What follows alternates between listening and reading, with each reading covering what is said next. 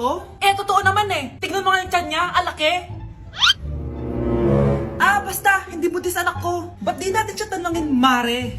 Anak, halika dito. Yes, Nay? Buntis ka ba? Ha? Hindi po, Nay. Eh, bakit ang laki ng tiyan mo?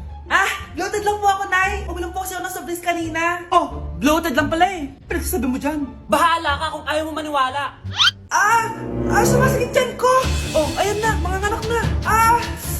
Anak, napapano ka?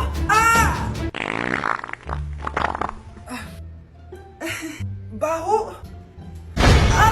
Ang sakit. Parang iba na to, Nay. Anak, papiga ka. Anak, higa ka na malalim, ha? Ire. Sige pa.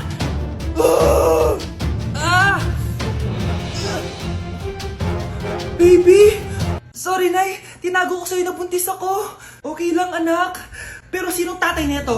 Ang tatay ng anak ko ay ang anak ni tita. Oh, anak mo pala may gawa nito? Asa na yun? Oh, ikaw, magbigay ka ng sustento para sa anak nyo. Sige po, magbibigay po ako ng 5. 5,000? 5 pesos? Wala na po kasi yung pera eh. At dahil 5 pesos ang binigay ng tatay mo, lollipop mo ng dedean mo, ha?